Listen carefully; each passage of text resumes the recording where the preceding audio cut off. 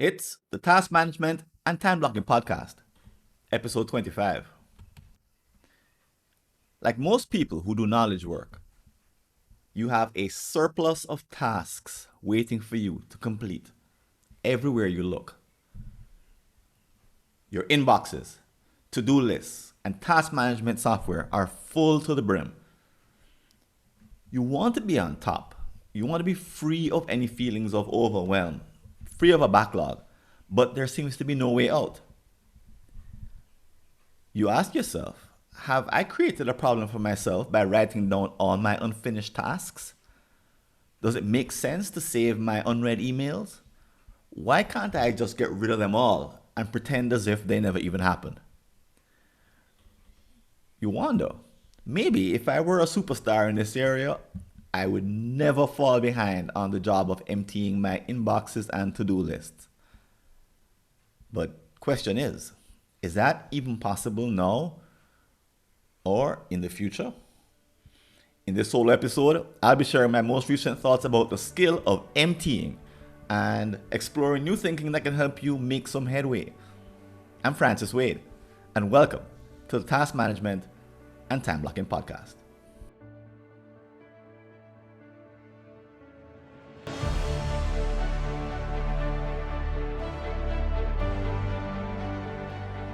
And welcome back. If this is your first time listening to the podcast, I just want to explain a couple of things. First is that this is not the usual kind of podcast, in that here we actually are trying to solve a particular problem.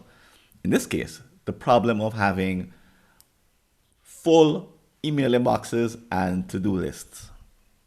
And if you've never heard us before, you may not quite understand that we spend the first part of the podcast trying to define the problem. So we spend a lot of time diagnosing before we actually get into solutions and implementation. And why do we do that? Well, it's not because Einstein said this, but Einstein did say, if I had an hour to solve a problem, I'd spend 55 minutes thinking about the problem and 5 minutes thinking about solutions. That's probably good enough for us, right? If Albert Einstein can say that, then we can actually follow it, I guess. So let's start with a story. A year ago, Anita accepted an offer of her first promotion. She imagined more time spent with employees, coaching and guiding them to higher performance and personal fulfillment. But her reality is very different. Instead, it's all about checking and responding to email. If she hated this routine before she got promoted, she was mistaken. Ha ha ha. In fact, she should have rejoiced, because now it's become a 3-hour-a-day burden. This week, she's looking at a growing stack of over 3,500 emails that she hasn't touched. And it's grown by 1,000 in the last 2 months, she realizes. She's aware of inbox zero, but thinks it would never work for her. She tried converting emails into tasks and saving them in a task management app, but that seemed to make things worse. The only tactic that seems to work is to do email on weekends or holidays. Also, her sick days and vacation days have become de facto email days. It's awful. These are the only times that she has to catch up. The only consolation is that the other managers agree this is the most useless part of the job and the one they could do without. So she's not alone. So she's starting to think there's nothing she can do. But she knows that's not an answer. There's a guy in the office who is so bad at responding to email that no one sends him any. Is that some kind of perverse answer or solution? So Anita is struggling with this issue, and she's not alone. Lots of people who are just like her. And as you're listening, you may ask yourself, how am I dealing with my backlog? I've got unread or read emails in inboxes. I have tasks in to-do lists in different places that I have captured. How am I coping? Now, if you've hopefully listen to episode 23 and 21 in this series. Episode 23, I dealt with capture points. And episode 21, I dealt with capturing. And I actually dealt with emails in, I think it was episode 19. But if you're anything like Anita, you'd be struggling with understanding the landscape. What happens with what we call time demands as they enter your system? So let me just do a quick recap of the process that we use to study tasks here at Schedule U and the Task Management and Time Blocking podcast.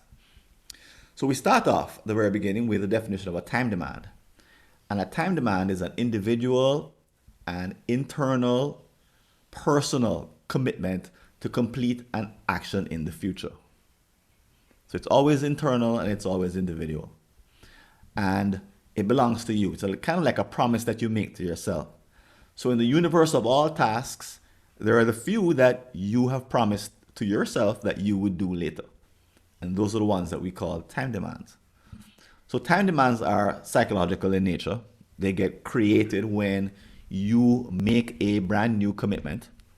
And when you make that commitment, things change. Life changes, right? Until you make that commitment, nothing happens.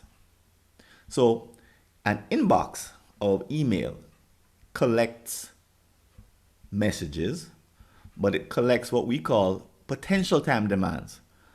Until you read them, they don't actually turn into actual time demands. So an email comes into an email inbox. It sits there for however long it sits. And while it's there, it's a potential time demand. Eventually, you read it. And at the point at which you read it, it becomes an actual time demand if you decide that it needs to be a time demand. Otherwise, you just delete it and move on, right? Also, if you have a bright idea and decide to write it down or capture it in your software or your smartphone, those are all actual time demands. Why? Because you decided that you're going to execute them. So they enter your system. And what we call these places where these time demands are stored is, we give them a fancy name, capture points. So your email inboxes are capture points. Paperpad could be a capture point. I use Google Keep as my capture point. They're the point of entry of actual and potential time demands into your system. So they come into these places and then they sit there waiting for you to do something about them. Okay, all right, great. So Anita has a number of capture points that we mentioned. Well, we focused the story only on email. So she has email coming in, potential time demands. She has 3,500 that she's not processed, at least. As she goes through them, she has to go through a process. And this entire episode is all about what's called emptying. So emptying is the process of converting or of handling a potential or actual time demand so that it ends up somewhere else in your system outside of a capture point. Whew, what does that all mean? Well, a capture point is supposed to be a place of temporary storage, kind of like a kitchen sink. So a kitchen sink is a place that you put dirty dishes. It's not a place of long-term storage, right? Or permanent storage. Now, I know some people, but for most of the idea of a kitchen sink is that you temporarily store dirty dishes and glasses and cutlery, and then you clean them at some later point using probably a batch. You after dinner, everybody's putting their stuff in or they put their stuff in the washing machine if you use one of those. Same idea. Washing machine is a capture point as well. And then you clean them all at the same time or one after the other. Right? So an inbox or a place where you capture the very first write down or type in that idea that you want to have so that you can save it and look at it later. That first place, a digital location or a physical location like a paper pad, those are all capture points. And if you treat them like a kitchen sink, well, that's basically the whole idea that we'll be talking about today. Now, I've kind of given away the answer here, and normally we don't do that, but I want to have you have that idea as we talk about Anita and the problem that she faces and what one that most of us face. Because, the truth is, we want to deal with these capture points effectively. We don't want email inboxes of thousands of email. We don't want, as I said, I use Google Keep. I don't want my Google Keep to have 300 potential time demands sitting there, or actual time demands that I have entered previously and are waiting to be processed. I don't want a paper pad that has 40 items on it and have it just grow indefinitely. Instead, I want them to be manageable because it gets overwhelming when you have too many tasks kind of hanging out there in limbo. You know you're interested in doing them, but you have not made a final decision about what to do about them. So they're kind of in this temporary storage place, like a kitchen sink, or if you're into manufacturing, a receiving dock, or if you're into medicine, emergency room, all temporary places of storage where something is meant to happen, a decision is meant to be made so that it gets moved out. Okay, so we often think that when our capture points become over full, that the problem is other people. They shouldn't be sending us so many messages, right? And they're the ones who are leading us into overwhelm. But if you've been around the block for a little bit, you may think that maybe I'm part of the problem because I write down everything that I want to do as soon as the thought comes into my head. I'm good that way. Maybe you've doubted yourself and said, maybe I shouldn't be good that way. Maybe I shouldn't be writing everything down because it just creates a backlog and then I get overwhelmed when I can't get to it. As these backlogs add up, you end up feeling like you're falling behind. You end up feeling as if you're not effective, that you're not competent. Some eventually fall through the cracks because if you're not keeping up with them, then something gets lost in the backlog and something important gets overlooked. Inside, you could really get frustrated because you think, I should be able to do this. I don't understand why I'm not able to. And as that backlog grows, your anxiety grows with it because you know that there's something in there that you've not put your eyes on, or something that you wrote down that you haven't yet processed, and it's waiting to cause mischief because you've not gotten to it in a timely manner. Overall, sometimes there's been a feeling of failure, that you're not good enough. Sometimes people doubt themselves so much that they even turn down promotions, they pass by opportunities, they turn them down, they take demotions, they change jobs, they do all kinds of things, just because they don't want to deal with all of this backlog of items that they may be committed to, but they have not processed. And overall, this is not a case of getting one email a day the way we used to do back in 1995. Back then, it was easy. Emptying your inbox back then was simple. Now it's become a multi-headed hydra. If you have multiple inboxes, you use social media accounts, you use different apps. Now you have lots of capture points hanging out there.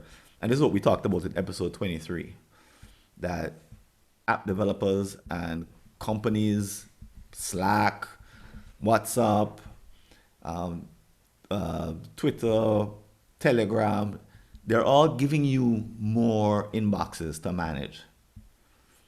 And you've got to do some work to consolidate them into as few inboxes as possible where you can. Because if you don't really handle this problem, guess what? We're, I suspect that we're like at the tip of the iceberg here. This is like just the beginning. What's going to happen in the future is that more capture points are going to open up, and need to be even more skilled whenever we decide to work on on doing or emptying. And we may try random improvements because right now most people are just trying desperately. They do what Anita does, which is coming on weekends and sick days and okay, discretionary time. But at some point, discretionary time runs out. It's not good enough. And you try to, okay, let me try this app, let me try this technique, let me try different things that you think might do the job.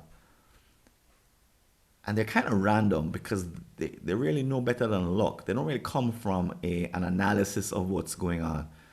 But the analysis and the deep dive is necessary because that will what will get you to the deeper solution here. Because the solution to the problem that I'm mentioning is not apparent. It's not an easy problem, and it keeps changing because new technology comes in.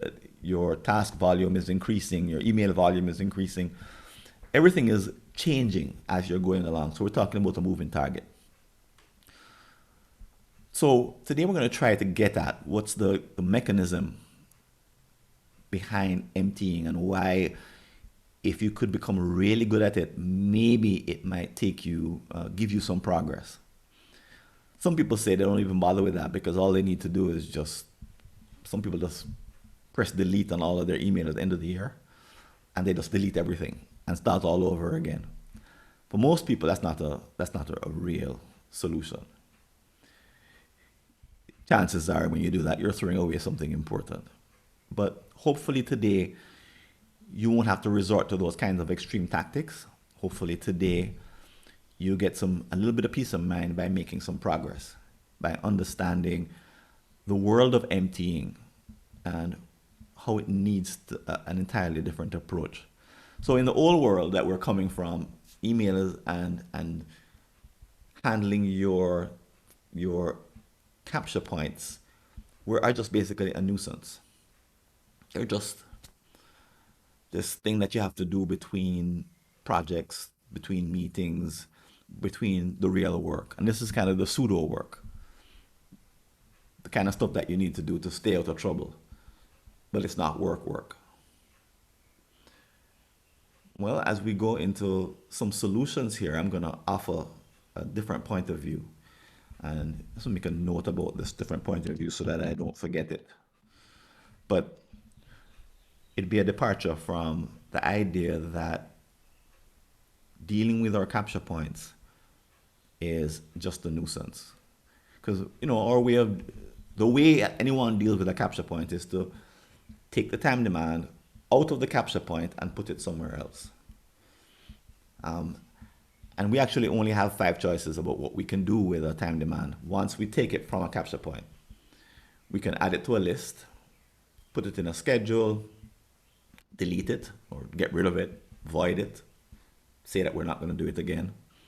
We can store some aspect of it in, like for example, in a address book or a list of passwords, and then we can then get rid of it. Or we can act on it immediately.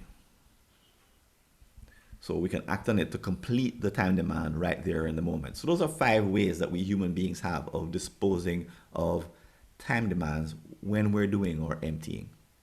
Okay? Okay.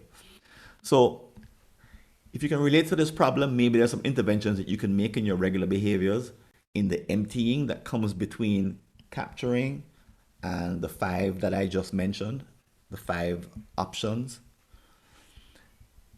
The movement, just to reiterate, I'm using my hands a lot on the video, but if you're listening, you may not catch this. Time demands come in via capturing. They get dealt with or decided on by emptying, where you enter capture points, and they get disposed of by listing, scheduling, acting now, storing, and deleting or removing. Okay? So, in my case, I've had to make a switch, and the switch is not complete because it's still morphing and changing as I go along. But I definitely was in that world of email as a nuisance to be put into the spare time, sort of the spare time that I had during the day. I had real work and I had this email work that I sort of did on the side. But here's the first solution I want to offer to you that I mentioned before. So instead of thinking of this activity of emptying as a nuisance, as something that you do in your spare time, I want you to consider that you could move it to the prime time. In other words, it's the most important activity you do every day. Not each day, but every day.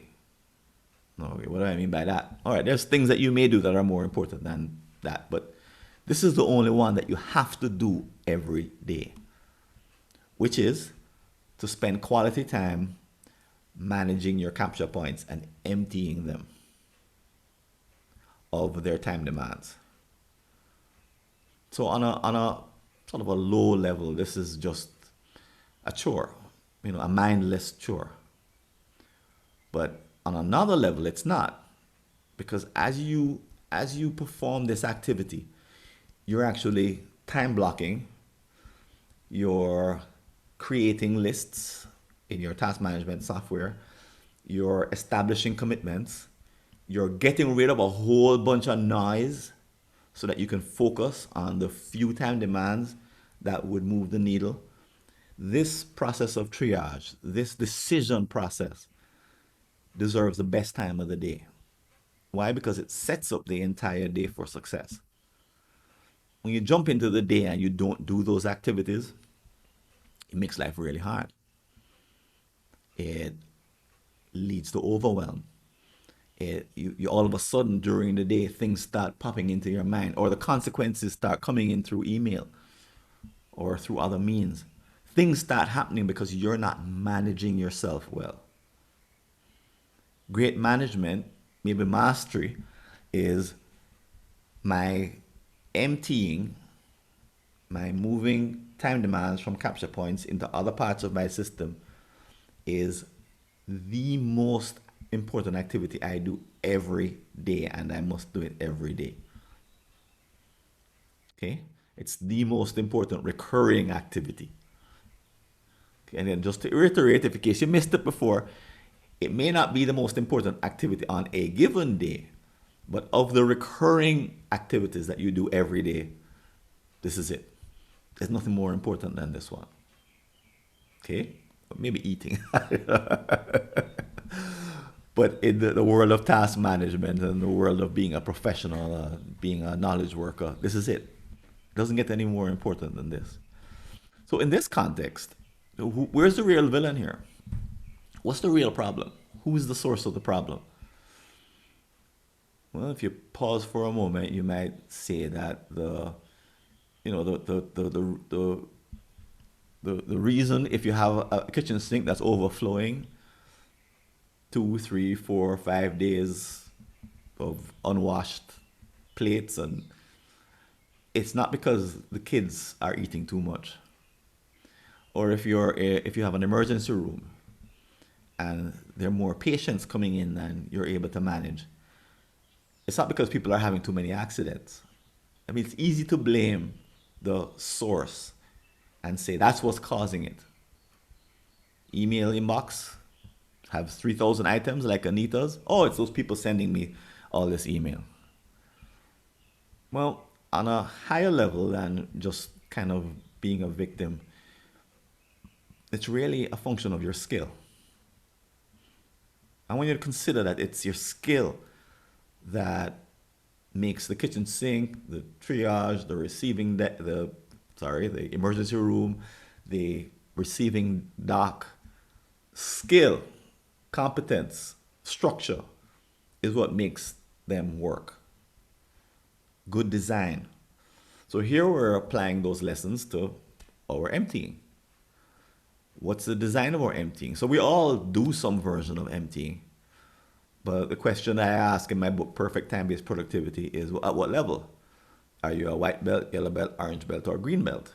And I help you go through a whole process of analyzing your skills and figuring out where the problems are based on best practices. So maybe the real villain is not them out there, it's over here with us. And if that's is any truth to that, then the place for us to look is in more depth to how well am I emptying? Am I emptying all the way down to empty as the zero inbox, or inbox zero Merlin man came up with? That was basically his point. You should be emptying when you sit down to process your email, and don't leave anything behind. Don't leave time demands lingering in capture points.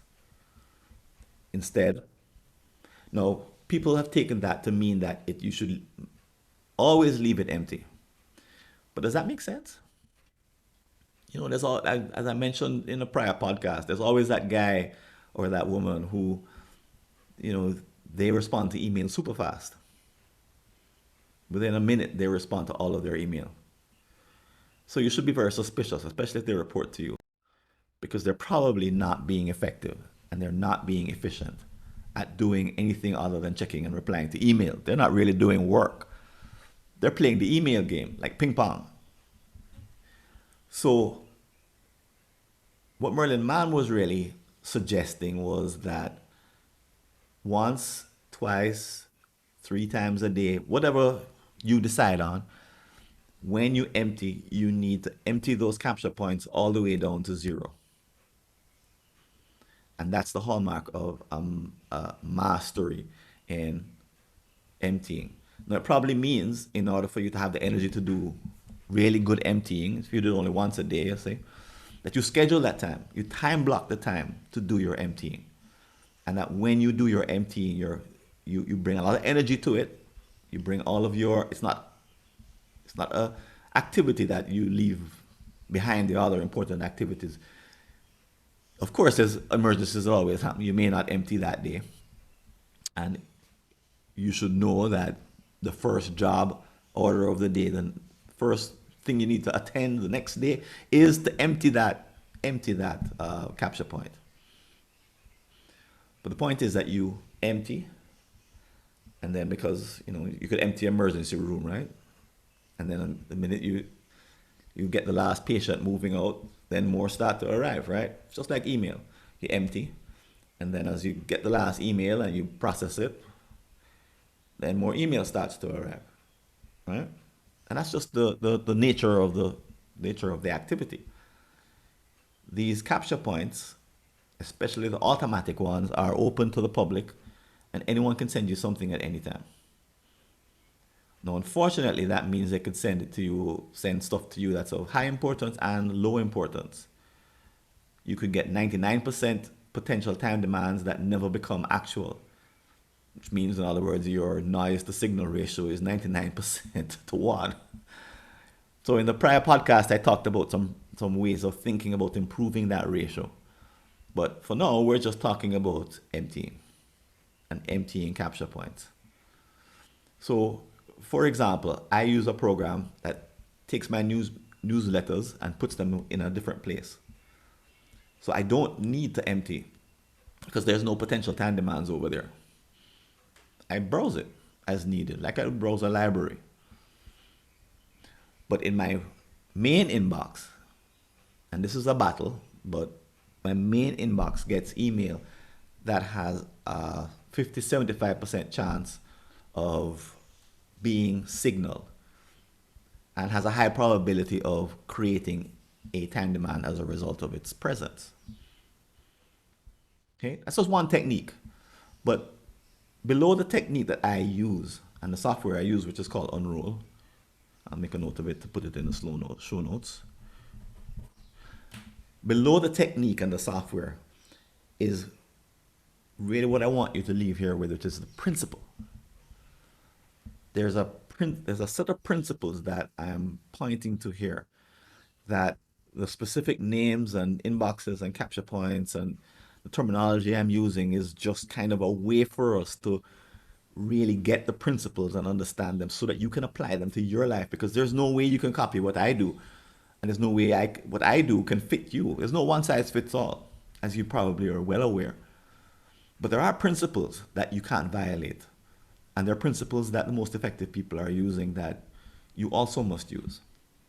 So the idea of emptying all the way down to empty, of moving capture points moving time demands from capture points to places of where you can deal with them effectively, the five that I mentioned, is a fundamental structure of all human beings who do knowledge work, who do any kind of work where they're dealing with they're making time demands. As long as you're making time demands, which is every adult human being, this is what we use. Now, the capture points that we tend to use most as humans is our brain. And we tend to use our memory most of all. And you probably know enough, if you're listening to this podcast, that that's a bad idea for most people, right? And you probably are working to not use memory and instead to use better quality capture points. Because memory is a very low quality capture point for time demands. Okay? I probably won't have to explain that to you. So if you're the villain in this story, you want to examine the process that you currently use, establish a baseline, come up with an idea of the skills that you have, and ask yourself, how can I improve them so that I don't end up like Anita? And what Anita does is very popular. You know, what her coming in on a weekend to sort of catch up and do her emptying when there's very little incoming time demands. We call it a kamikaze weekend. I mentioned this in the last podcast as well. Kamikaze weekend. But kamikaze weekends don't fix anything. They're just a band-aid. So empty your capture points on a schedule. Empty them all the way down to zero. And stay out of the temptation of doing kamikaze weekends.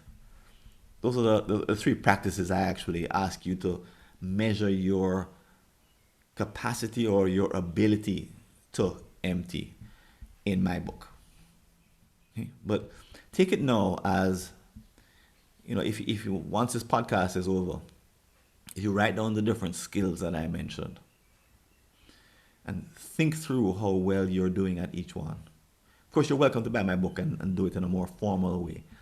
And then there's all the programs like our rapid assessment system, in which you can very quickly assess emptying and the other 12 skills that make up your task management. You can also attend my live training, New Habits, which I do online or in person. These are all three options that you could use to basically do a diagnostic of your emptying so that you can find those Pareto improvements, the 20% of the improvements you need to make that will give you 80% of the results you want to accomplish or achieve. So I'd love to get some feedback or questions based on what I've said so far. Just visit my website and send me a note or contact me on social. I'm on Twitter. I'm on LinkedIn. You can link with me there. This isn't the end of the podcast. There's a little bit more coming up where I want to tell you about our next episode and why you should tune in then. So keep listening. There's more to come.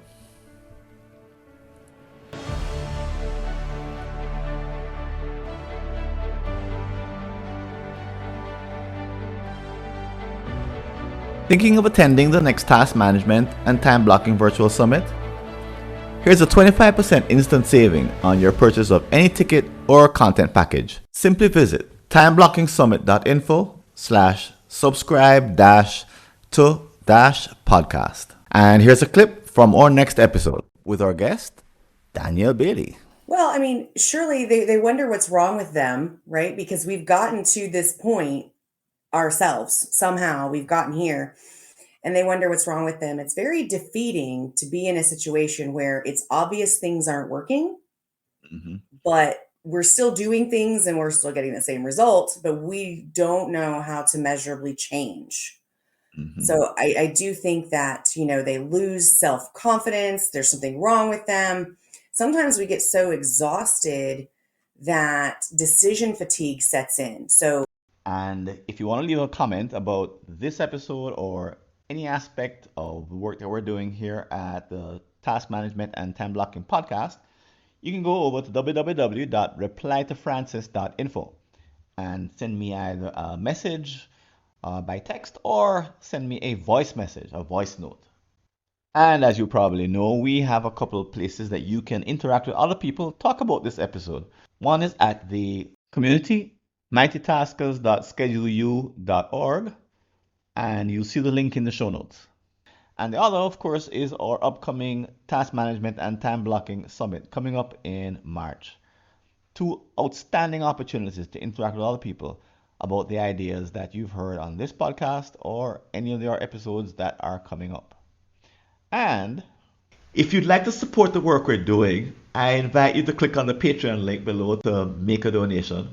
And please don't forget to like our show and recommend it to others on iTunes, Stitcher, Google, or whatever podcast app or service you're using. This is Francis Wade. I'm signing out. I hope to see you on a future episode. And until then, take care and all the best. See you later.